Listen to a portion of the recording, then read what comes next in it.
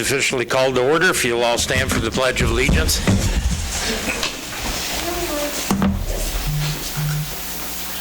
I pledge allegiance to the flag of the United States.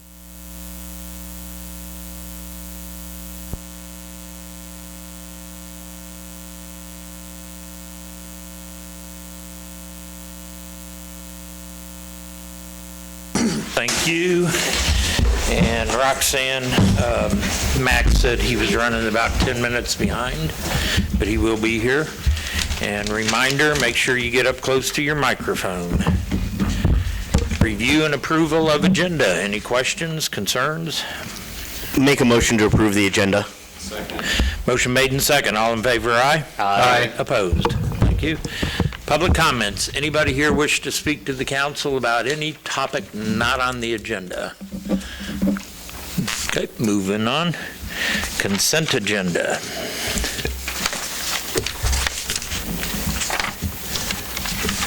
If we have no concerns, can we get a motion? Make a motion, we approve the consent agenda. Second. Motion made and second. All in favor, aye? Aye. Opposed? Thank you.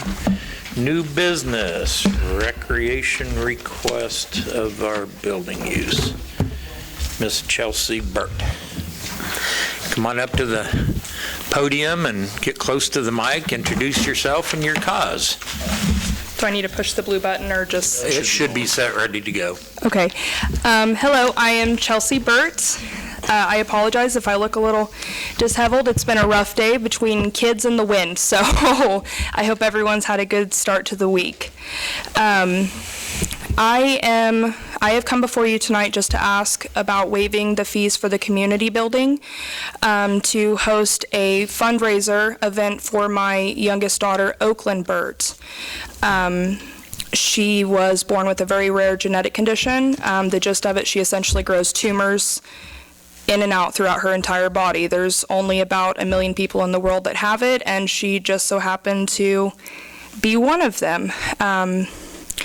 Because of all of this, we are very limited on resources, funds, that kind of stuff. She sees 15 to 16 specialists in Children's Mercy in Kansas City. I'm sure you all know that's a very long road.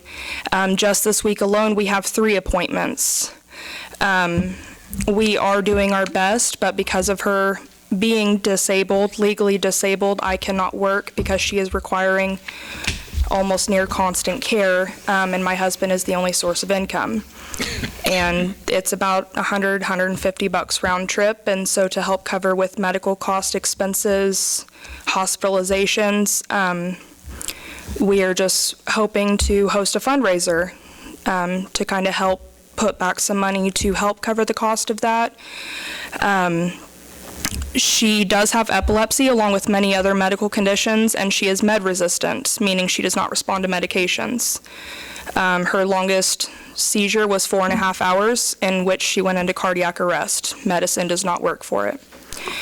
She is on her last line of defense for medications before she is up for surgical evaluation, and it's going to be about a 2 to 3 week process in which my husband and I will both have to be present with her in Kansas City almost nonstop. And we all know that bills do not stop even if we cannot work.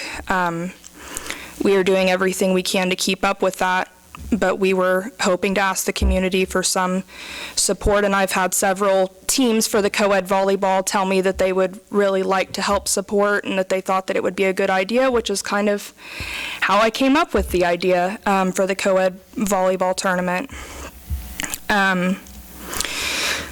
I'm sorry if I'm missing something, guys. I'm just not really good talking around people. Do you guys have any questions about her condition or anything involved with the tournament? I can do my best to answer everything that you guys would need to know. The only thing I might bring up is, can you tell us why you chose to come to Iola over your own community, Chanute? I know we're not that far away, but that may be a question some have to want to know the answer to. Yes, absolutely. So your guys' facility in the community building, you guys have twice as much parking, more availability.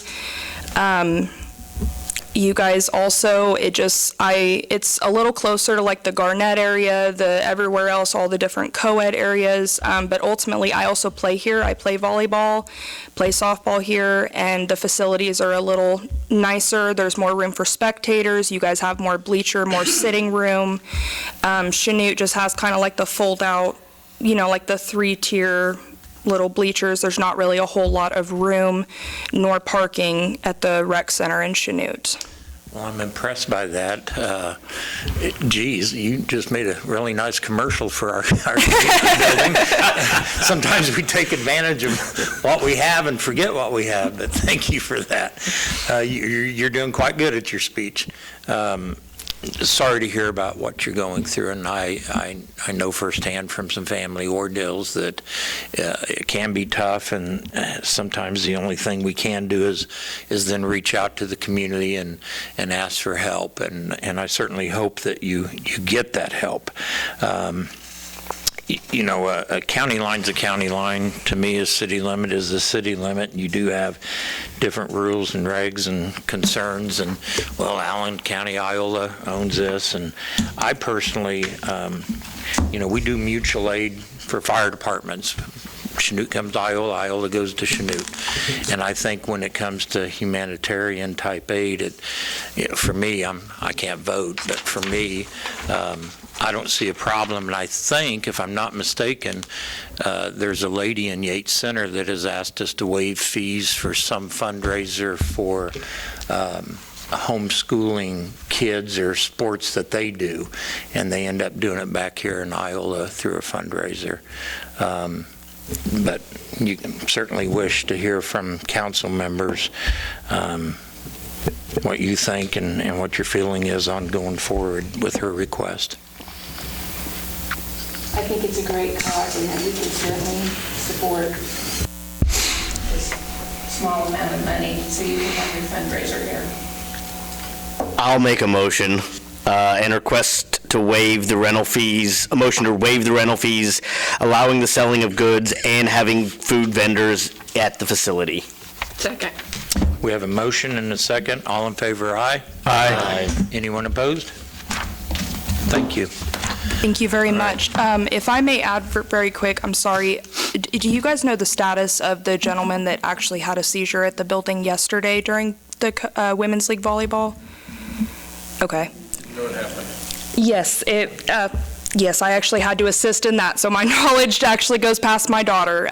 But I didn't know if you guys knew if he was okay or not. Haven't Okay, anything well, yet. we will find out next week then. He was alert when he was leaving, so. Thank you. Best I of can luck go to now. you. Okay. Steve, one thing to clarify on the number you mentioned about the center. It is a little different. That is that Christian. Liberty Homeschool, I think. I think what we did was allow them to charge admission. They paid, That's they right. rented That's the right. building, but I just wanted to, you mentioned that. I think that's the one you're speaking. You're right. It was an admission thing. And Right. One thing I'd like to add, just something for you to consider. I notice in your paperwork you have Venmo. If you have like a bank or somebody that sets up an account, sometimes it makes people feel a little easier about sending money when there's like an administrator in charge of funds. Yes, some I was, personal- yes, sir. I was just made aware of advice. that. I bank with Bank of Commerce in Chanute. Jacob LaRue is our loan officer, and if I talk to him about it, we will have an account opened with an administrator so that it's a little more official. People might feel better about the legitimacy of fundraisers. when Yes, people do absolutely. Stuff like that. And I also do accept responsibility for paying the workers and all of that. I've already been made Sure. aware of all of that kind of stuff, and I do understand that as well. Okay. Thank you again All for right. coming in. Thank you, guys. Have a wonderful night. Thank you. All right, roundtable. National Fitness Campaign Grant discussion. Who wants to start this? I'll give a quick overview of it, and then I'm going to let Robbie come up. I've kind of handed this project off to Robbie, and we were approached, I don't know, a couple months ago from this National Fitness campaign about doing an outdoor fitness center. It's got basically the same floor tile as our sport court does in the basketball court, just doesn't have the underlayment, and it's glued down, is my understanding. But it's partnered with Blue Cross and Blue Shield, and recently, Robbie and I have sat in on a couple different phone calls or conversations trying to figure out how this would best work. And I think it's a good project. I think it'll be used. Robbie, come up and give your speech. Well, kind of like Corey said, when this conversation came about, when one of the representatives reached out, and then a meeting between Matt, Corey, I, and Roxanne, when he says, we would like to see about pursuing this. Some of the nearest communities that have something of this fitness campaign is Garnett has one very similar to the one that we're going after. And then another one that is recently completed is the City of Spring Hill has one that I think is just completed in in 2024 or in 23. It's very, very recent. Basically, I guess, kind of a partnership along with Blue Cross Blue Shield. They have up in 2025, they have $250,000 in grants that they will award amongst 5 different communities. Obviously, first come, first serve, whoever gets their grant application in there the soonest. After these video conferences that Corey and I have had, and myself with one of the reps that I'm working with out of Texas with Blue Cross Blue Shield, we've completed all the steps from step 1, 2, 3, all the way to 4, which is completing the grant application. Picking out sites that would qualify, that she was comfortable with, to then release the application to us. Has anybody been able to see what we're going after? And say, I can pass this around if anybody has not seen it. In our packet. Okay. So there's the 2 options is the fitness court, that is only the workout area, that one of the slides that you guys have probably seen. And then the other one of the 2 options is the fitness court studio. Both of them feature the workout equipment designed to reach all points of, I guess, an individual body. If you follow along and do the workouts, you'll work out those certain core muscles. Or the other side is just, like Corey said, it would have sport court tiles glued down to it. And we have thought that with 2 of the ongoing rec programs with Sarah Noah and Megan Cole, that maybe, nicer weather, they'd be interested in hosting something like this outdoors. And or there's the possibility of maybe you can be able to play basketball on it. She's kind of outlined everything for me. Something that goes along with it, it's a kind of a standard, is on the very back, which would be the mural. There is one that is a very basis minimum that is designed for each state, and this is not it. It is in those slides. It's just a Blue Cross. I don't think I included that one because we're just going to go with the base. Early on, and I didn't include the whole packet mainly because the murals were, I thought we stay with that base Blue Cross Blue Shield wrap because it's a wrap basically. And it's got to be approved by them. So there's, like Robbie said, we're in basically step 4. We've applied for the grant today. That was the date that we had to, maybe submit it on Friday. Submitted on Friday. So it's basically, we're looking for just the move ahead. You'll still have that final approval when the grant gets awarded, and that will be, they didn't give us a deadline, did they, Robbie? She just said that upon 2025 award. Yeah, 2025 award. Upon turning it in, she said it is a 1 to 2 week turnaround of whether we hear yay or nay. The rep that I was working with, after I went over everything with the grant application with her, she felt very confident we would be approved for the $50,000 grant. But yeah, a 1 to 2 weeks that we would hear yes or no. Okay. Sites that we've kind of identified is the rail trail where the old Thohoff property, where Johnny Womack used to have all his stuff. Basically kind of more in line with Scott Street, down a little farther to the south. And then the other site is some green space that we got through the flood, but it's green space that we actually bought outside the flood stuff, so we can actually use that lot for something more than just, and I think this would actually qualify for the green space even if we wanted to utilize that. I looked at both sites, and if we move forward, I think the Bruner site would be better if we could nestle it in the trees and have a little bit of shade with it. Just my thoughts on that note, but She thought both sites were pretty good as far as, sure. And you've got a paved parking there already. And before we go any further, Corey or Matt, since we have some new council members, could you address the capital project fund? Is that our tax we collect? Yes. That's a special sales tax. Yeah. And we have some new members that may not, I guess Max isn't here yet. It'd be Max and Ben. What that fund's for, that it's not coming out of property tax, that we collect that tax. It's a renewable tax. If you could just kind of give an overview of where those funds would be coming from, because I know there's some concerns in the community when we spend money. Well, if we had money for that, why does it go to that? This wouldn't be funded with property taxes. The funding source is it's our sales tax fund, so anytime anything is bought by anyone in Iola, that money comes to us. How much do we get a year? About $1 million? Yeah, it's about $1 million in revenue per year. It's the fund we paid for Cedarbrook? Cedarbrook. I about said Crestview for some reason. It's that fund. Boy, we it's the finished. same one we've used for road projects as Yeah. well in the past, as well as The hospital It's also fund. the one we The gave hospital. half of it to the hospital for 10 the years. so dog it's- park was, some of the funding went for the dog park out of that fund as well. Corey, Matt, can the fund handle it if we get it? You're comfortable Yeah. that this would be okay. Yeah, we finished last quarter with about 1.6 million in there. So, yeah. I have a couple of questions. First of all, I think it's a great idea, but again, like Mayor French was saying, we're going to get some pushback, quite possibly, from some community members. If we've got $236,000 to put towards this, why are we not putting it towards 54 build-out? And/or, if we are going to do this, why couldn't we help CITF with the splash park? All right, the first one, the 54. 54 has its own fund. That's Fund 98. Okay. And that fund has 2.5 million in it. What are you going to say? Roughly two, but it does, the same money, the sales tax money It's is the same funding Fund 98. It's transferred into that special streets each year. But the bond payment, that's why we want to keep that bond payment on the highway down to that 650, max 700, somewhere in that neighborhood.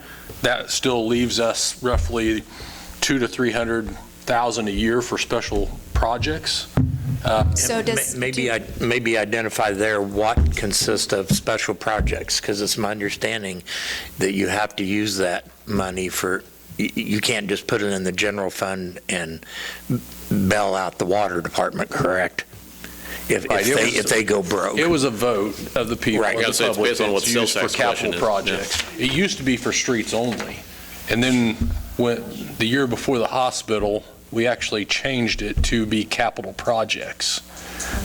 Well, I don't want to be misunderstood thinking I'm against this, because I am for it. It's just that I struggle with the fact that we've got a hardworking committee within our community that's really trying to add for something for the families to do, and then we've got this that falls in our lap, and we're ready to jump with both feet. So I just was kind of curious. I can tell you, I haven't been to very many of the CITF meetings lately, but originally when the splash park, and Donna can correct me if I'm wrong, but originally we wanted to raise funds for that through CITF rather than ask for city funds. No, they've never Okay. asked for They never funds. asked for them, yeah. Now, in the end, yes, we'll do some in-kind for that splash park, the parking, the water taps and things like that. And with this project too, there's an option that we can either hire a contractor to do the concrete pad. Actually, Robbie and I have talked to Jason a little bit, our street superintendent, about doing the pad ourselves to save some money there as well. So you're right, and I think that CITF just isn't to a place that they can come ask for, because we're not close enough to the end goal at this point, or at least I don't believe we are. Donna? So, Right. If you want to give us money, we'll take it. well, of course, that's going to have to be done the correct way, but what is the splash park fund sitting at now? Do you remember what our balance is in the? 40,000. That's the project. That's the project itself, yeah. I think we've got 40 or 50 in there, don't we, Roxanne? Last I heard, it was like 38,000. Okay, It's over 1,000 because we're downsizing to make. right. I knew there had to be some adjustments. We're downsized because really we hadn't checked with Robbie. Right, We because of the hadn't checked with parking and Kerr. everything else. So what we started couldn't be done, and we didn't even know there was a parking spot, so we're back to one. But we had someone come last meeting, and they talked about one that was under 200,000. And so I'm the one that started this thing about 5 years ago, and I'm telling you, I think the other thing is wonderful. I'd hate to have it messed up, but we do want the splash park. But I think this is a whole different thing for different people. We're looking at kids and old people. Well, and I understand that, but I'm trying to play devil's advocate and looking from the outside in and making sure that we're best representing our community as a whole.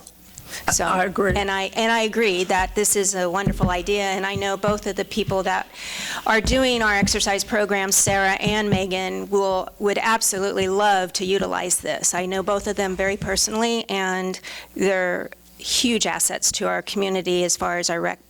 I think anything the city does to improve what we have for kids and what we have for adults and for health, I think it's a great thing. But I think you can't take one to give the other. And to me, Robbie come with this, and I think it's a great idea. I wouldn't want it to stop just because of us. No, and it's not going to, Donna. I'm just trying, like I said, just trying to play devil's advocate to see both sides of it and to see what we could do to not only help with this Blue Cross Blue Shield grant, but possibly help move the splash park along a little faster. I think it's a great idea, but don't ruin that one. I don't have plans to do that. And Joel, I Thank you, think in Donna. the end, I think we'll have the funds to help with the splash park as well. It just depends on what year that stuff starts moving forward. Sure, I understand. I mean, I guess I'll say this and that, not this or that on this issue. This one's in front of us now, and we don't really do a whole lot for the parks. I can't think of major capital projects recently. Netting out there. I know we've talked about some other stuff with flood control, but we really haven't done much for the parks other than the sports court in there. I think it's a fine project to move forward with. So what are you needing from us, Corey? We don't need anything tonight. Okay. We just basically wanted to give you guys an update of where we were at and that we applied for the grant. I mean, it still comes up to you guys in the end if we want to accept that grant. I certainly wouldn't turn it down if we get it. But, yeah, gifted was, I mean. I do think all we need is just you guys to understand where we're at in the process, and we'll be back to you in a couple months or so, or right after the first of the year, hopefully with good news that we got awarded it. Well, that would be awesome, and it sounds like you and Robbie have done your due diligence. Thank you. Any other questions? Nope. Okay. Thanks, Robbie. Yep, thank you. 519 South Ohio. Well, Mayor, at the last meeting, you asked if there was a statute to de-annex. Well, it's right there in your packet. It's a pretty simple process, shockingly. And talked to the landowner, and they are happy to be de-annexed. So the only direction we'll need is if you want to move forward with that, we'll take care of the rest. In fact, we'll have it Are at you our by next chance the meeting. landowner? Nope. Okay. I mean, I was here when we annexed it in, and it was specifically because they had to hook up to our sewer system. They didn't want to be annexed. They didn't hook up to the sewer system. I'm fine moving forward, turning things back to square zero. That landowner probably isn't receiving a lot of benefits from our utilities at this point. If they're out of the city limits, they pay a higher utility bill, correct? The only thing they'll lose is trash. Yeah. Okay. Trash pickup. Okay. And code violations potentially. I mean, because we do have some Yes. issues down there. It's not hidden. Yep. I'm fine moving forward de-annexing it. Our next process, right, Matt, is we wait for 20 days now that we've had this. Oh, that's right, I'm sorry, I misspoke. The second meeting in November, we have to do a 20-day notice. Yes. It's essentially a rezone without a planning commission hearing. Thank you for correcting me on that. I think I've said 20 that days, and before. we'll have it at Yeah. your second meeting in November, and then the last meeting, or your first meeting in December, or our last meeting of the year, we'll have our boundary ordinance with that off of it. Awesome. Bring it back That to makes us. sense. Yeah, no, I got it right there in the write-up, yeah. Yep. Yeah, November 26th for final We need to action. make sure that we have quorum that week, the 26th, because that's the week of Thanksgiving. Our meeting's the 22nd. Yeah, it should be. No. No, it's the 25th. The 25th. That's right, though. Which does? This paper. Well, it's the That's wrong. 25th, but. It's the 25th, because our Tuesday is a my mistake. Tuesday, the 12th, and the 25th would be our next meeting. Oh, the first meeting in November is on a Tuesday. Yes. That's why, okay, yeah, I added 14 to that day.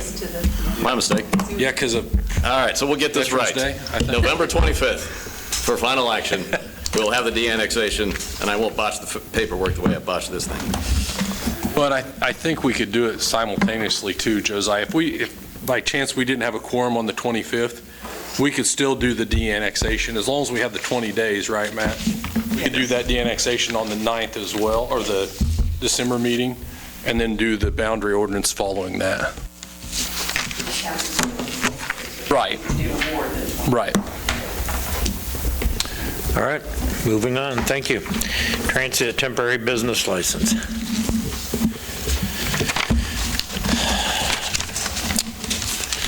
I don't have a problem starting with some matters on this. I think overall, the issue involving brick and mortar, as defined in 5-105 on the second page, and allowing them to have a up to 1 year permit for $10, I think that covers what we discussed for existing businesses that want to venture out with a mobile vendor service. Don't have a problem with that. What I think we're still missing is the registered Allen County truck or trailer or box trailer, such as the snow cone, or should Sam and Louie's close and only choose to use their trailer, we discussed Allen County food vendors, trucks, trailers, to receive a reduced benefit since they're registered in Allen County, receive a reduced benefit as well for their permit for a year. Somehow that got lost in translation. I hesitate on that, because if they're registered in Allen County, it means everyone from Humboldt would get the benefit as well. And I have no problem with the businesses in Humboldt, but they're not local brick and mortar in Iola. Don't count brick and mortar, what I'm talking about now. I'm talking about the individual trailer. And my thought was, isn't the idea of this because part of the discussion was to try to draw in more business and perhaps look at a vendor park one day. Apparently that's something communities are doing now. They're designating a spot somewhere to have 6 or 7 vendors come in monthly for special events. So it doesn't have to be the entire county registered. It could be City of Iola registered. But I think if you have a trailer or a mobile vendor truck, that they should receive a discount as well for the entire year. Is there any other community currently practicing that? I know one of our reviews showed that most other communities have a way less fee than we have. And that was the concern Not necessarily the fee, but locally. I'm just talking about if they're registered in the county. We didn't come across that in doing some research. Really, the focus was primarily on the fee structure. And we were trying to help out the local brick and mortars, because the way our ordinance reads right now, Sam and Louie's, Wild Bloom, the snow cone, they all have to pay the $250 fee for 6 months. So we were trying to get a benefit for them already paying property taxes within the county and city.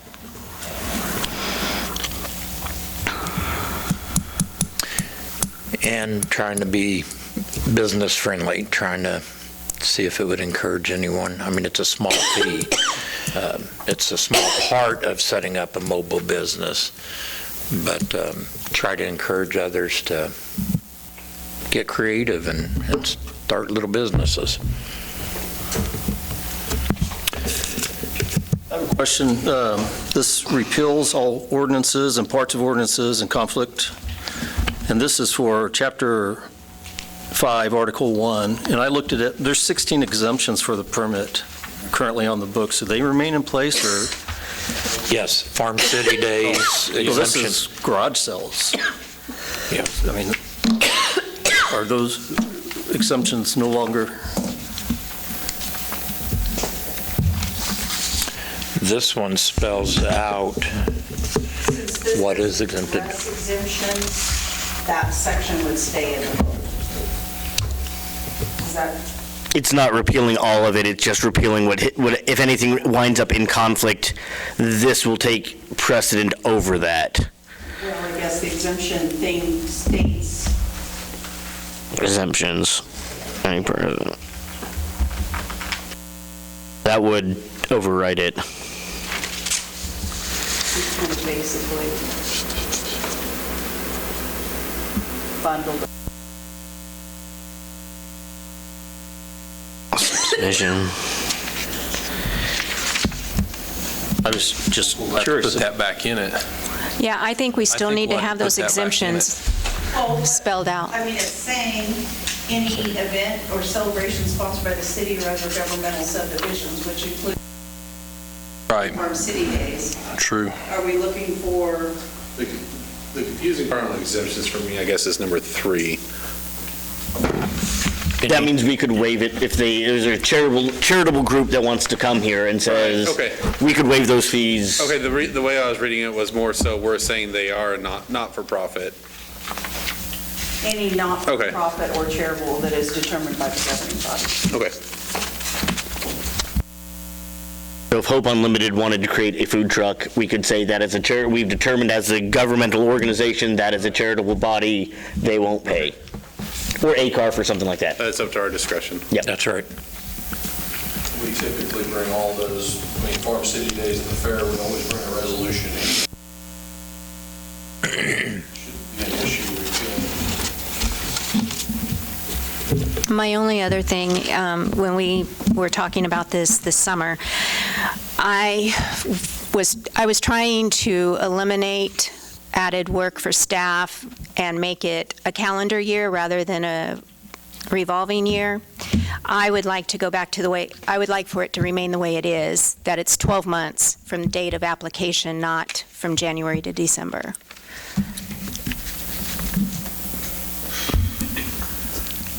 Seriously? That's up for discussion. I mean, would it's keep it currently calendar. 6 months from I date of recommend you keep it application. calendar. Yeah. If calendar year, it shouldn't matter if you come in June. I wouldn't change it. I would leave it a calendar year, but that's just. Yeah, your staff's recommendation would be to keep it a calendar. But it's currently, for the 6 month, it's from date of application to 6 months later, right? That is correct. Okay. Hard following those. It's very hard to keep track. If we kept it on the calendar year, then only one of the 4 fee schedules would this even affect. The annual Yearly. one. Yeah. I'm questioning this. So if somebody then, because we're on calendar year, if somebody comes in January, or let's say February 1st, buys the 6 months, do they go to July, or does that make sense? Is it 6 months from that permit, or is this just for the yearly one? Does that make sense, the question? So if somebody applies February 1 for a 6-month permit, is it 6 months from February 1 in that calendar year? Yes. Okay. Okay, like a gentleman bought a temporary vehicle,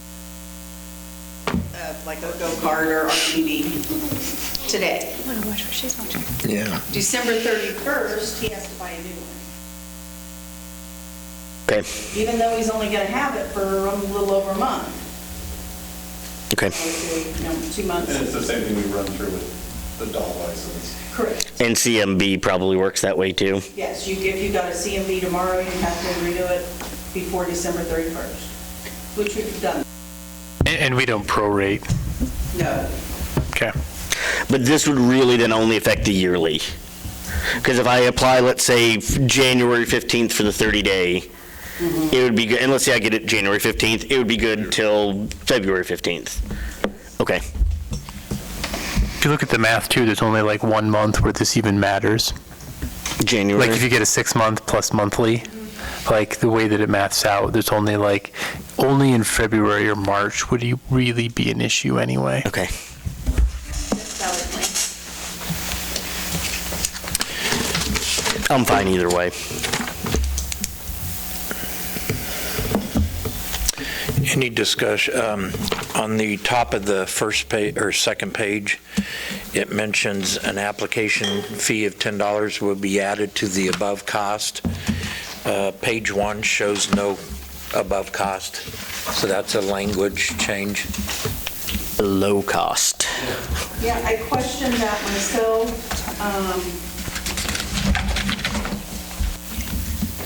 Yeah, I questioned that one too, Clean up. what he meant, but I didn't want to change anything legal.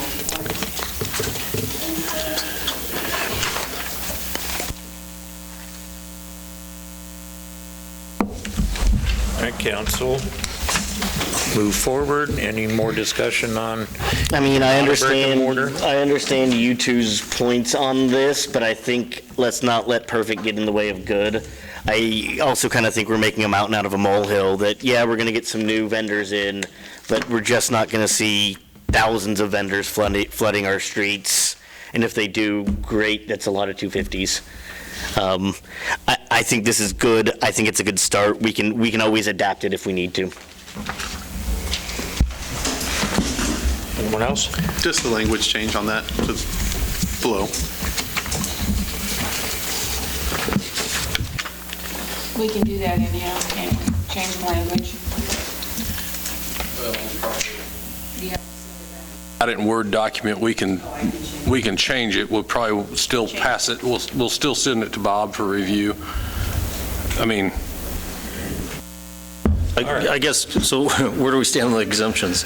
Is that enough? Check and make sure that we don't need to Okay. include all of those, or whether what will be, yes. I'll say this, Ben, from number 2, I vaguely remember Bob and I talking about this. Yeah, we have 16 exemptions. I think number 2 covers about 15 of them. That's what I was thinking of.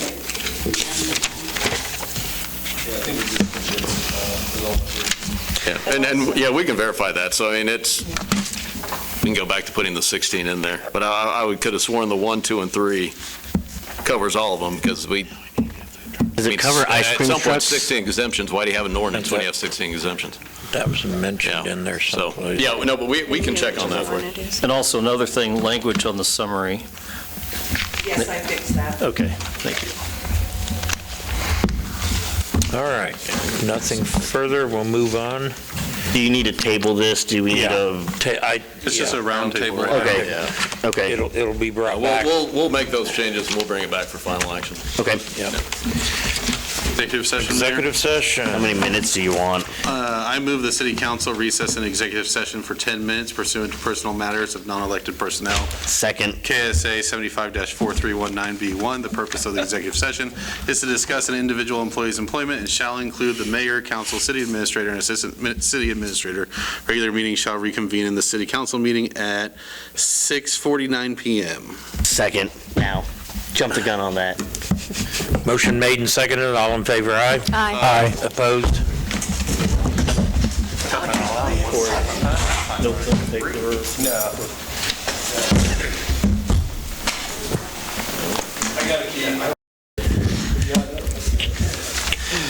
Okay, meeting called back to order. No official action following our executive session. We'll go to council administrator reports. Today, we'll start with Ben. Nothing? Nick? I'll just point out, I think tomorrow night here in this building at 6 to 8 is the EPA presentation on the lead abatement removal in the city of Iola. So that should be a good, fun time, and we should show up for that. Thank you. They're fun, yeah. Max, nothing? Early voting started. Get out and vote. Is that it? That's it. Sure. I have nothing. Kim? Have you heard anything from the school yet about that report? About the ball fields? Oh. The core samples. Yeah. I thought they were doing some $15,000 study. Yeah, it's part of the drainage study. Well, We were waiting on the grant, right? yeah, well, we didn't get the grant. I think that's pretty common knowledge now. So we're going to reassess and then reapply. Now, remember, the big stick in the grant was the sewer project, which we're not going to do anymore. So to reapply for the grant, we have to have a minimum of $10 million. And it's, minimum 10, but max 20. So we got to be above 10. So we got to get to above the 10 number. If we did the full smash of what was talked here, it was about 3.7 million. So we're going to have to reconfigure that. We can do some other projects with $6.3 million in grant money. I mean, that's a lot of sewer line we can do. We can do the entire city for that much. We can find something else. We just need to reconfigure. We got there was some feedback. Yeah, feedback given from EPA about that. But the person we need to talk to isn't in the office this week. It's Jessica with Thrive. So when she gets back in the office, we'll reconfigure and we can reapply at any time. In terms of the study, I haven't heard back from them. I mean, it was an engineering study that was supposed to take. I thought 2 or 3 weeks. I think it's pretty much done. I haven't seen it yet. We can email them and ask them. We were kind of waiting on the grant to hear from it. Yeah, waiting on the grant. I mean, it's what they presented the last time. It's going to be that in more fancy engineering terms. Talking with the rec building, the FEMA people. Have you mentioned it in your report? I can't remember. Because that's potentially another option of doing some of the drainage work down here. Won't pay for the turf, but I'm not really excited to work with FEMA on a project like that because I know what it's. Okay, yeah, part of the, I'm getting the multiple FEMA projects we have going on here. So Mayor, I'm just going to keep going. So we told you all there were 2 projects with the storm from July of last year. There was the hit to our electrical system and then the hit to the debris. Right. 4747 is one of the projects, and that's the electrical one, right? Actually, they're both. It's both. Okay, 2 projects with one number. Right. And we get tons of emails, and 4747's all over the place. So Finally that's what got sticks in paid my for head. one of them. Yeah, we got paid for one, and I think we're on the 1 yard line for getting paid on the other one. Yeah. Now with the storm in April that flooded the rec building, part of a reimbursement for that is mitigation activities in the park. Part of that process is having engineered studies. Well, we've already paid for those. And so if we want to move forward with FEMA mitigation money, we have the engineered report there. So right now, I guess we're at the step of, do you want Mammoth to come down and make presentation, a fairly detailed one about mitigation on a project that may not occur? Or at least if it's going to occur, it's going to be out of our coffers and 257's coffers. Or do you just want the final product? Because it's $30,000 and it's ours. So I guess we'll take your direction on that. I don't think you need to make that decision tonight. And once we have our conversation with Jessica at Thrive about what the next step is in the EPA grant, then we'll have some clarity there. Yeah, so. I'd say bring it back after you know more, and Yeah. we'll decide from that point on. That's good Yeah, no, information to know. I mean, just Kim, you totally confused now, or does it make sense? No. Trunk or Treat is in the park on Halloween night, and CITF is doing a hot dog meal, and all the proceeds go to the Splash Park, which is a good thing. So everyone go eat your hot dogs. And South Street is looking good. Was it you that mentioned to me today about the handicap stall? I need to make myself a note. $10 unless you want to pay 20. Or 50 or 100. Joel? Josiah? Yeah, I'm just checking something real quick. So Friday is the home opener. It's still, I think we're out of preseason starting on Friday with men's basketball at the college. They play Friends JV, and then not until the 12th will the women's team be starting with their home opener. Both are expected to do well in terms of conference. And so hopefully you all, when you have time, and the community too, will come out and support them. They had a really good turnout at G&W, and G&W, what they did is just another example of the community getting engaged with the students. I know we had close to 60 kids from the college go out and work with Thrive this weekend for about 5 hours and get a lot of the trail cleanup done. So it's great to see both sides helping each other out. So, Bill, thank you. That's all I got. Appreciate it. Corey, anything else for us? Just as Matt mentioned, I'll give you the dollar amounts that we got back from FEMA. We got $183,000 back on the electric. That's the one we got paid. That's 85% of the cost. We eat the other percent. 75 comes from Fed, 25 comes from state, and then the 15's on us. And hopefully we get our debris removal, and I looked this up a little bit ago. We should get about just under 150,000 back on debris removal, and hopefully within the next month, I hope. Like I said, it's in final stages. We just, I don't know what takes so long. Yeah, and then that money would go to the general fund, and the 183 is going to go in the electric fund. Basically just reimbursed for the amount of work that went on that night. I think you all are aware. We did have a lot of materials. Yeah, we had a lot going on. A lot of poles, transformers, it was a lot of infrastructure items. Yeah, exactly. Is that it, Corey? Yes, sir. Thank you. Matt? Nothing more. Anything else? Roxanne? I'm sure you guys have seen on drive-through on Facebook, the drive-through is down again. I had a gentleman from Federal Protection in last week. Hopefully, we'll see some construction soon with a new one coming in. That one's just not gonna, we're very cautious because it's not wanting to shut, and people are putting their hands in there, and I can't see anybody. I don't want anybody getting hurt. Well, in the meantime, A&W showed us how to run a drive-through. If you They did. set somebody out there with an iPad. Yeah. I only had an extra Unfortunate. person. Yeah, that's a good idea to would get be- that fixed. so. Yes. Also, I don't know if Lyndon wants to comment. The letters went out, was it just the ones that we identified as lead or possible lead on people's water lines that we identified, not the surveys that were turned in? So some people are getting those letters about possible lead in your water lines. Did we? I got one. It was, yeah, like, go ahead. Sure, if you don't mind, because I know that Would you come up we've here had a so lot of people questions at home from can the hear? public, so that way it'll help kind of, since he was here, I figured Lyndon Kern is Okay. water Toby's assistant. plant, yes.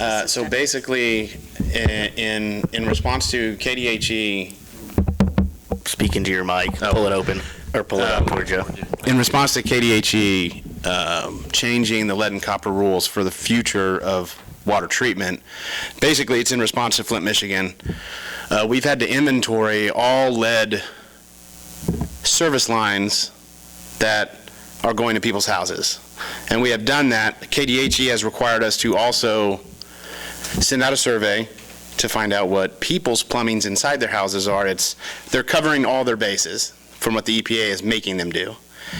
And the letters we sent out here recently indicate that we've determined you have lead service lines, and the metal in in your line going from the meter to your house could also be affected if it's galvanized by lead. So we've identified that, marked it on the pamphlet that we sent out, and those have went out this week. Or I guess I mailed them last week, but people have started to get them. Problem is, we still don't know the end of who's going to fix them and who's got to pay for it. Yeah, we don't know the end result of what all they're going to have us do, but the inventory sheet that I filled out to do all this is a revolving sheet. I'll have to turn it in every year. Initially it was crazy, but now that it's starting to calm down and starting to come together, it's easier to keep track of. But hopefully this list, it was like around 547 pamphlets that we had to send out notifying that you could be at risk for lead. Those houses are now going to be on a list that could possibly get checked for lead, where we would give To sample the water. Yeah, the sampling bottles. We would give the sampling to the customer, and the customer would get it. But that, too, is also going to change on the SOP, the standard operating procedure for that test could change in the future. Right now, you just collect a single draw at the beginning, and we do it every 3 years. But they're constantly updating this rule, and the main driver is what happened in Flint, Michigan. So. This is not a federal thing, not yet. This is a state thing that it's pushed harder by the state. The EPA is changing and enforcing the lead and copper rule. They have required certain things from the state. The state is going outside of that and making sure that they cover everything. More heavily. Yeah, and so our pamphlets are just, it's just informative to let people know that there may be lead in your water, and these are the things you can do to take care of that in the meantime, besides changing your plumbing or changing your service line or all that stuff. I don't know how far it's going to go, how far the state wants to take it, but it's mainly informative right now. Okay. So appreciate the update. Because we've got a lot of calls, so I figured that you guys maybe have heard some things. Okay. And I just happen to be here tonight, so. It's a fun read. I'll bring my The second pamphlet employee that next time. stayed for the whole meeting, we won't state your. Appreciate you. Any other questions about that? No, I understand it's complex and it's going to take time, so. And if you have more later, I'm always available, and Toby and anybody out there, just call out there, come out there, we can answer any questions, so. Well, eventually, we're going to have a discussion about it where they tell you everything. The problem is, we don't know everything because stuff changes on an almost daily basis. Yeah, like these. The main thing to talk about is KDHE is going above and beyond what the EPA is requiring. Right. And It could be one of those unfunded mandates coming down Yeah, it's the road. becoming an issue. It's, some cities are dealing with some unnecessary panic from people. I saw a number. So we're. I only had 13 million, I think is what I saw, that they believe it will cost. maybe, yeah. $13 million. I only had 30 days. I had 30 days to get that pamphlet out after I submitted our inventory sheet, which was due on the 16th. So once I submitted that, I had 30 days to get the pamphlets out. And so I have done that. How many did we get back that we sent out? I think Cameron told me 50 today, but it was I mean, the original one, The first survey. the first survey So that the we sent out. the first survey was asking customers to identify their lines inside their house. We've already identified the line at the meter going to the main and the line going to their house. At the meter. But they wanted to know further than that. They wanted to know inside the house. And that was what the purpose of our survey was to try to collect that information. I was just curious how many out of how many services we got. 500. I don't know. I'd have to look at my spreadsheet to find out. So we had an online survey, you could do it online, or you could do the paper, and Yes. we got quite a few, more than I thought we would get that. Yeah, and I actually had the office's help and me, we entered the ones that were sent in manually online so that we would have all of them on a spreadsheet, basically, to consolidate the data. So, and I'm still receiving those, which I don't think that's going to end either. I think I'll have to send out a survey every year, maybe, and the pamphlet and the inventory will get updated every year. So if addresses change, they'll either come off the list, or hopefully addresses won't be able to go back on because they can't. We're not using lead anymore. But the older addresses, as they get fixed by mains and all that stuff changing, then they can get knocked off the list, and eventually we won't have to do it if we get rid of all the lead in Iola. And keep in mind, the survey that we did is just inside the meter pit. Yes. I mean, that's what we tie to, and that's all the guys can see. So we really don't know what that gap is between the house and where we tied onto. It could be that they fixed it and they've got plastic in between, and they got a little piece of copper, and who knows? But yeah, and as far as where our stuff stops, we stop at the meter, so everything after that is kind of on the customer. So we can't really know that, but we're trying to inform them this could be a possibility. And the main thing is if you have lead or galvanized steel, the galvanized, there's a process that happens if it's under the influence of lead, where the state and the EPA are considering galvanized lead if it's under the influence of lead. And that's what the pamphlet is supposed to be indicating, is there is a risk for this, and you might want to think about changing it or getting the filters or anything, any questions you have, we're here, KDHE's here, all that stuff. So.